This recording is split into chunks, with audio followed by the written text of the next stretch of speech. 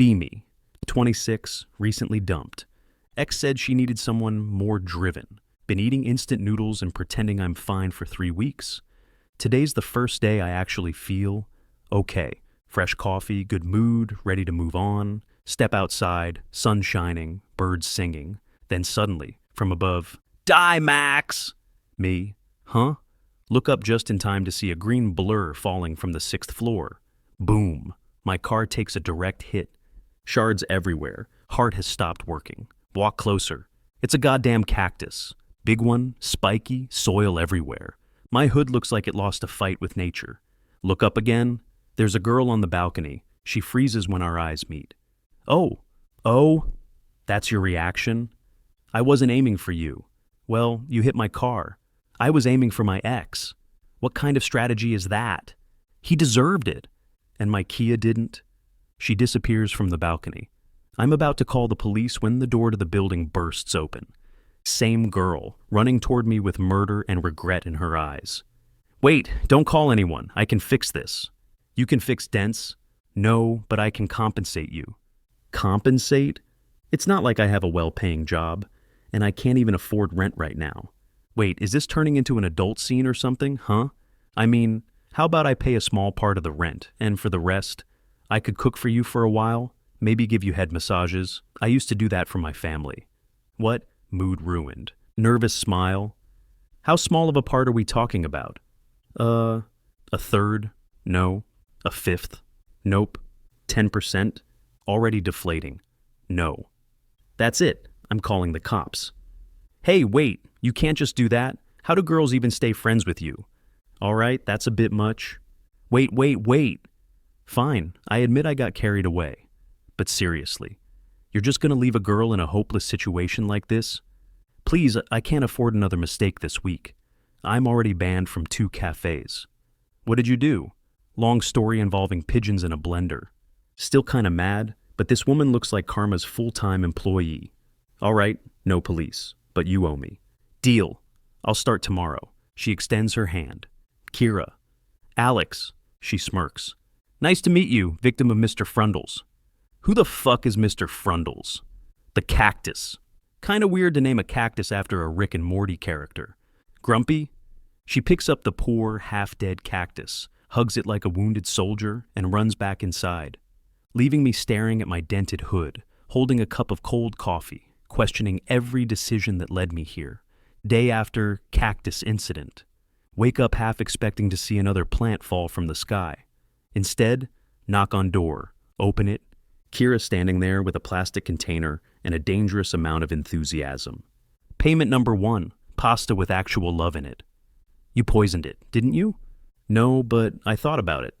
She marches into my apartment like she owns the place, drops her bag, sets food on the table, looks around. Wow, you live like a bachelor. I am a bachelor. We sit down, I try the food. Pause. It's amazing, like restaurant tier. She watches me chew with a smug grin. Told you, I may be a noisy, but I can cook. You weren't kidding. I never kid about carbs. After lunch, she starts cleaning my counter without asking. You don't have to? I do. Consider it part of your return. Food's better anyway. So that means I don't have to pay you back? No. Buzzkill. She hums while wiping surfaces, somehow making it look natural.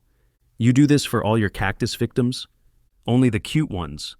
We talk while she cleans. She works part-time at a flower shop, lives upstairs, recently broke up too. So, we're both losers. But the guy was dating her and another girl at the same time. Then she found out, and it rained cacti. Exactly. We're practically soulmates. That's not how it works. Don't ruin this for me, Alex. We end up talking for hours. The debt lunch turns into an accidental hangout. When she leaves, my apartment smells like garlic and peace. Few days later. Another knock. She's holding a tray of cookies. Payment number 2, sugar. Hi there. How's it going? Slowly becoming a routine. Lunches, cleaning, random conversations. She's from the 6th floor. I'm from the 5th. We start meeting halfway. Literally. Sometimes she waves at me from her balcony with a dish towel, like we're in a bad sitcom. At some point she says, you know, you're not as boring as you look.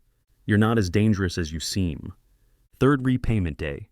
Wake up to knocking again. It's Kira, holding groceries and a mop like she's about to start a deep clean.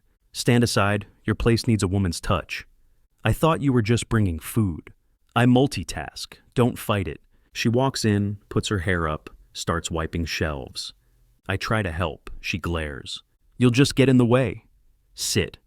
2 hours later, my apartment looks like it belongs to a functional adult. I step outside, she brings lemonade. We sit on the curb, talking. I ask about her family. She shrugs. Just me and Mom? Dad left before I was born. That's rough. Mom raised me fine. She just thinks every man's secretly a tax scam. That's oddly specific. She dated my math tutor once. We both laugh. Then she adds quietly, I don't really know how to be around guys sometimes. I never had that example. You're doing fine. She looks at me for a moment, smiles, then changes topic. Anyway, you owe me for cleaning your disaster zone. I thought you were repaying me.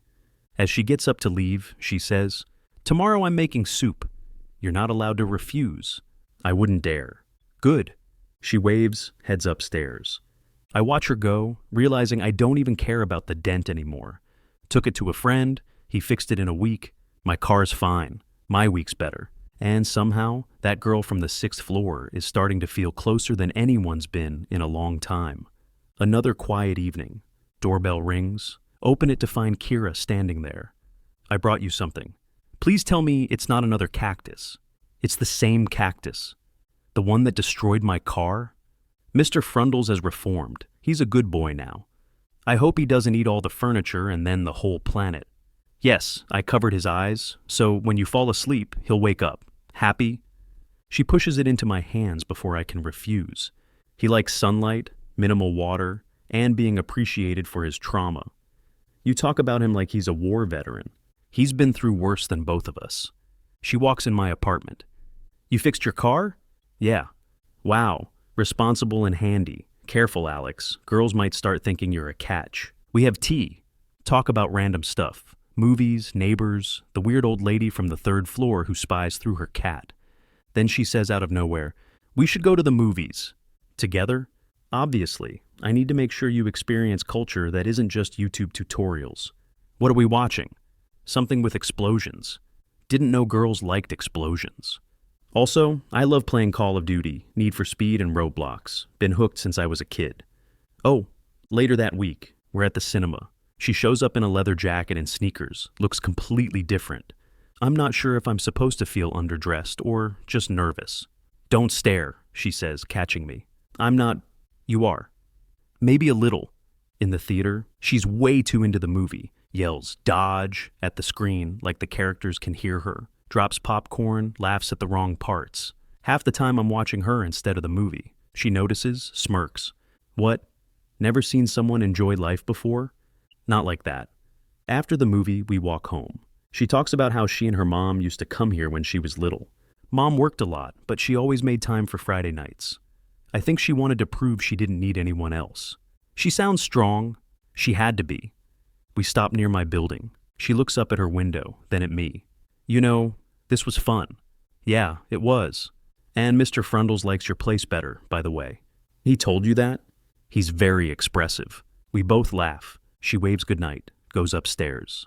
Saturday afternoon. Kira knocks again, this time dressed nicer than usual. Don't panic, she says. You're meeting my mom. We head upstairs to her apartment. Place smells like vanilla candles and expensive soap. Her mom opens the door, tall, elegant, confident. The kind of woman who can say good evening and make you sit up straight. So this is Alex, she says, smiling just enough to make it scarier. Nice to meet you, ma'am. Oh, polite. Good start. Kira rolls her eyes. Her mom sets out tea and cookies like she's hosting a press conference. Asks me about work, family, hobbies, plans for the future. I feel like I'm on a job interview for the position of boyfriend. After a few minutes, she smiles. You seem grounded. That's good for her. Kira freezes mid-sip. Mom? What? You could use someone steady. Kira glares but blushes. I sit there pretending my tea is the most interesting liquid on earth. Later, when I'm leaving. Her mom says quietly, She's been through a lot. Be patient with her. I plan to. She nods, approving. Feels like I just got knighted by the queen of subtle intimidation. Few days later, Kira and I walking home from the market. Someone calls her name from across the street. She freezes. Guy in a leather jacket walking toward us. Oh. Kira, he says. Ethan, she replies, voice flat. Turns out it's her ex. So this is the new guy? He asks. Yeah. Got a problem with that? Funny seeing you so calm after you got caught. Makes me want to punch your face. Stop getting worked up. It's hard for me to say no. Big deal. I kissed a few other girls. Is that it? Can you lend me a couple hundred? Get lost. I stand awkwardly. He looks at me, smirks.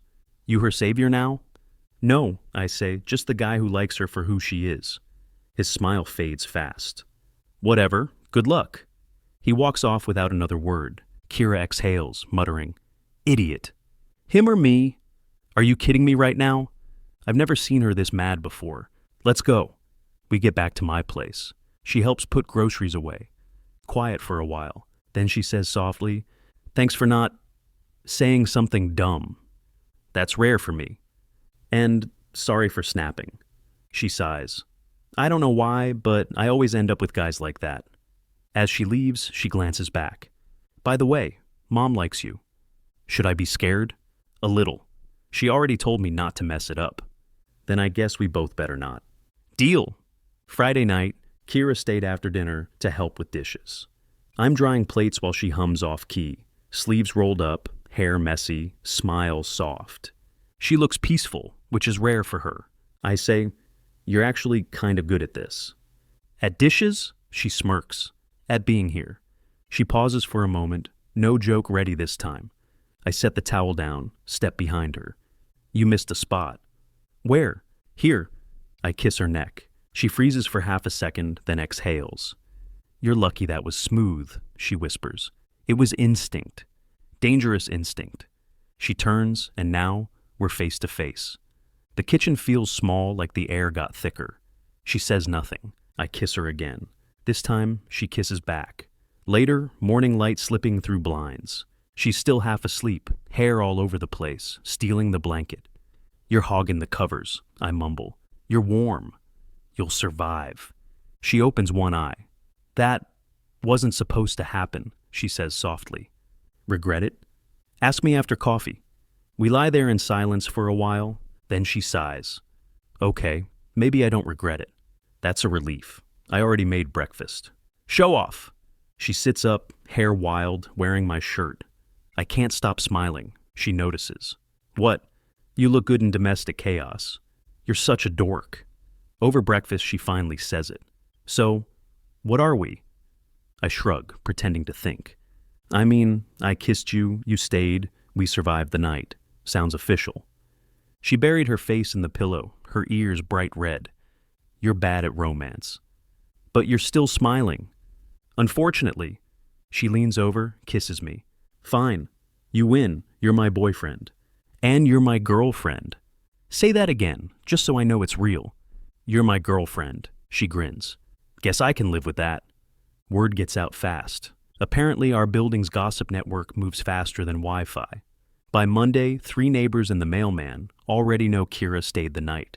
At the market together. Cashier goes, Aren't you too cute? Kira mutters. We're not cute. I whisper. Couples who say that are 100% in love. She kicks my ankle under the counter. Later that week, we visit her mom. As soon as she opens the door, she smirks. Took you long enough. Kira groans. Mom? What? You've been glowing since breakfast. Her mom keeps giving me approving nods like she's silently grading me. Finally says, You seem to make her calm. That's new. Kira rolls her eyes. I'm calm. You threw a cactus at me last month. Different situation. We finish dinner laughing. Her mom pours tea, then looks at us. So, when's the housewarming for the 2 of you? Kira chokes. I grin. We'll let you know. Walking home. She bumps my shoulder. You know, this is weirdly nice. Weirdly? Yeah, like, I'm not used to things actually going right. Get used to it. She smiles, leaning her head on my arm. Fine. Deal. A few months later. Life feels stable. Kira's at my place almost every day now. Half her clothes live in my closet. Half my snacks disappear from my kitchen. 3 years later, one Sunday morning, we're making pancakes. So, I start, you like living here? Depends. Are you planning on raising rent? No, but maybe the stakes. She squints. Was that a dad joke? A proposal disguised as one. She freezes, spatula midair. You're serious? I nod, trying not to look like a panicking raccoon. I pull out a small ring box. Kira, you turn my life from chaos into something I actually want to come home to. Stay? She stares at me for a full 5 seconds, then laughs through tears. You're insane. Probably, but you love that about me. She wipes her eyes. You're right. I do. She kisses me, still holding the spatula. That's a yes, by the way. We spend the rest of the day telling her mom, who immediately plans a small family dinner that somehow involves 14 people and a cake shaped like Mr. Frundle's. That night, Kira sits beside me on the couch, head on my shoulder, ring glinting in the TV light. Mr. Frundle's sitting proudly on the coffee table between us. You know, she says, we should probably water him. Who, Mr. Frundle's? Yeah. You mean the part where it almost hit me in the head? Exactly. We laugh, clink our mugs of tea together.